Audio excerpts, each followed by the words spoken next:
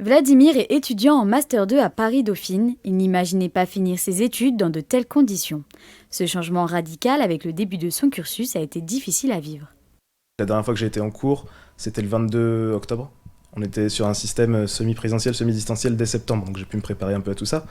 Mais les débuts, quand on est passé en distanciel total, ça a été assez compliqué parce qu'on perd le contact avec les autres. On perd le contact aussi avec les enseignants. Et sur une année comme celle du Master 2, c'est quand même assez compliqué parce que c'est une année où on a besoin de beaucoup de soutien. J'ai vu des passages à vide. J'en ai eu un aussi d'ailleurs, ça fait un mois et demi. On était au cœur du confinement en fait, et c'est vrai que là, la solitude commençait à se sentir. Si aujourd'hui son moral va mieux, c'est en partie grâce à l'un des responsables de son master qui lui a donné des conseils pour mieux s'organiser au quotidien. Mais ce manque de lien avec les autres camarades se ressent aussi sur le travail.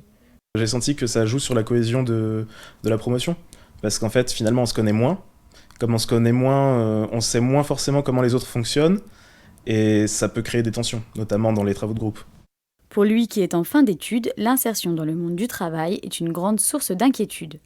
Pour valider les masters, on doit aussi avoir un stage, et là en ce moment pour avoir des stages c'est compliqué. Les entreprises nous disent qu'elles prennent pas de stagiaires à cause du Covid. On ne sait pas non plus quels seront les débouchés sur l'emploi après, donc c'est très compliqué. Louis, étudiant en première année de cinéma, vit dans un campus. Il a donc davantage de proximité avec d'autres jeunes de son âge. Je suis un petit appartement, mais ça fait au final comme si c'était plein d'appartements dans un grand immeuble. On se fait rapidement des potes, on sort un peu le soir, en limitant le Covid, hein, bien sûr. Mais non, on travaille ensemble et puis, franchement, c'est bon enfant et c'est cool. Malgré cette proximité, il était loin de s'imaginer un tel début de vie étudiante. Alors mes études, avant je les imaginais vraiment en mode faire la fête tout le temps. Et je les imaginais, vraiment c'était ça, et c'est ce qui me plaisait aussi dans les études, c'est cette part de se dire bon c'est hyper festif, ça y est on a la majorité, on va faire plein de trucs, on va vraiment vivre nos années 20 quoi. Bon c'est très limité du coup. Les psychologues observent une hausse de nouveaux patients chez les étudiants. Louis n'en fait pas partie, mais pour certains de ses amis, la situation est différente. Alors non, je vais pas voir de psy ni rien. Après, j'en parle beaucoup avec mes amis, surtout mes amis qui sont sur la côte vers Nantes, tout ça.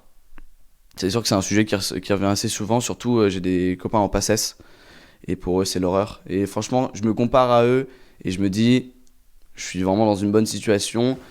Face aux difficultés que rencontrent les étudiants, Emmanuel Macron a annoncé de nouvelles mesures. Il souhaite le retour des étudiants au moins une journée en présentiel par semaine et il affirme que les boursiers et non-boursiers pourront désormais manger 2 fois par jour au restaurant universitaire pour 1 euro.